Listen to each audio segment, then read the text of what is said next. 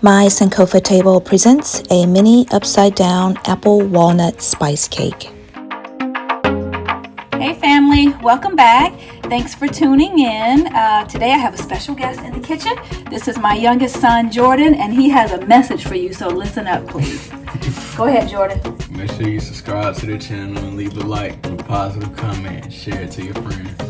Yes, thank you. So today I am going to be making something different. I hadn't tried before, kind of like an upside down apple cake. So for starters, I'm going to use spelt flour, which I have here. I'm going to use about a cup of that, and I'm going to use some date sugar, and I think I'm going to use about a tablespoon of that. So really I'm winging this recipe, so I don't know what it's going to taste like, but I'll find out. I'm going to use about a tablespoon or so of agave syrup, just for sweetener. And I'm going to use maybe a teaspoon or two of ground cinnamon, maybe just a little hit of nutmeg just for the spice. I'm going to have some walnuts. I'm back, had a brief interruption, had a phone call. So anyway, I'm going to add some apples that I've already cut up.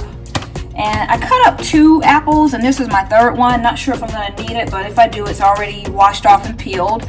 And because I'm using Gala apples, I usually like the Fuji apples, sometimes the Honey Crisp, until I found out that the Honey Crisp and some of those other newer ones are kind of like hybrid for the right sweetness and crispness, but I don't know if I really want those anymore. So I went back to the organic Gala apple. Don't really know the history of it, but I'll find out. It's not as sweet as some of the other ones, so I've already put a little bit of agave syrup on those for sweetness. And I've already preheated my oven to 350. And for the wet part, I'm going to add the sparkling spring water to give my little cupcake thingy a lift or so. So I'm going to go ahead and start combining some of this stuff because my oven's waiting for me. And I've already greased my muffin bunt little pan thingy. I've added some walnuts on the inside. So when I flip these out, the walnuts will be on the top. And I may make a little date syrup of some sort to go on the top of those. Alright, so I'll add a little bit of, here it is, sea salt, just a pinch, or 2, or 3.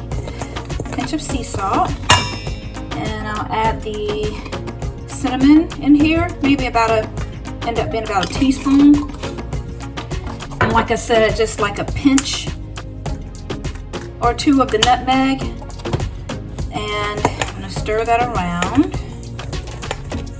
So this is pretty much my batter that's going to go. I'm going to lay the apples on top of the walnuts that are already in the pan, and then I'm going to pour over the wet batter and put that in the oven. So it'll be like a cake, and when you flip it out, I can top it with stuff.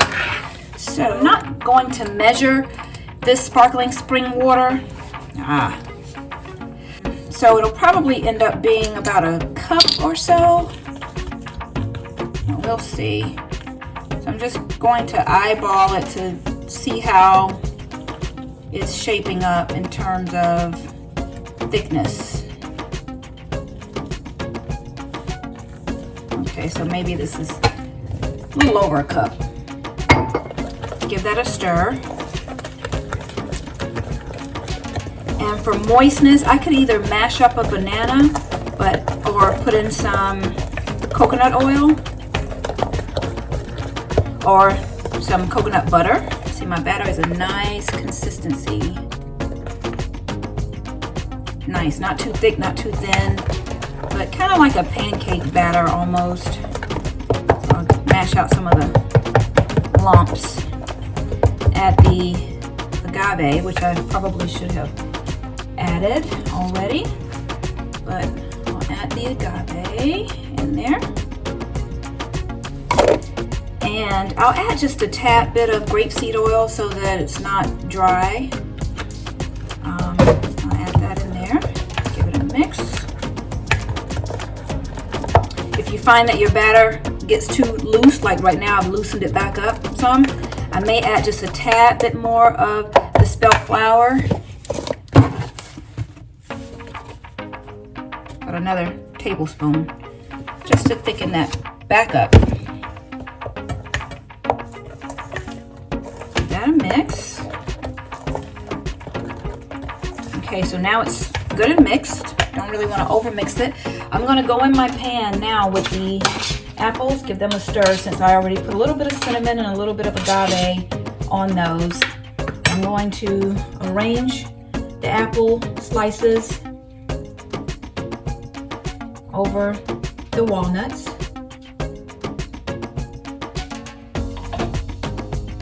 And I think I have too many. I just didn't know how much I needed. And I didn't want to have to spend time having to cut up another one while I'm doing this tutorial. So it's working out to be like 3 slices per slot. So with these leftover apples, I'll probably make my son some stewed apples. Okay. All right, so now that I have the apples arranged on top of the walnuts, I'm gonna give this batter just a little taste because I don't want to miss an opportunity to have a good sweet amount of sweetness there.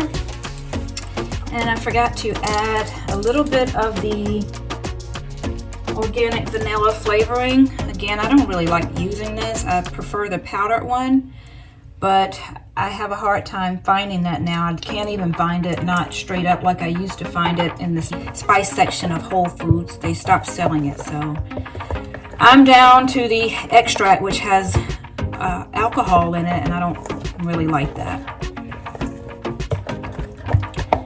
All right, so I'm going to get a spoon and just barely taste the batter, see what I like about it. I'm going to add a little bit more cinnamon because I want it to have that cinnamon spice flavor, and just a pinch more of the nutmeg. Or actually, I'm going to do allspice. I know allspice will give me exactly what I'm looking for. Do a little bit of allspice. There we go. So I want it to be like an apple spice.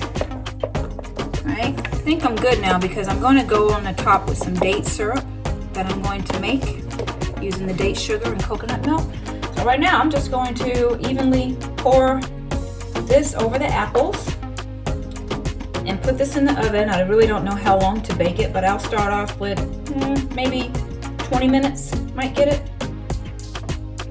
And if I find that it needs more time, I will let it go like 5-minute increments. And this is not really going to rise because we don't have any baking soda or baking powder in here or eggs. You can add a flax egg to this if you're making it and you want a little bit more lift. A lot of times the spring water will give me the lift that I'm looking for, which is not really much. So this will come out relatively dense.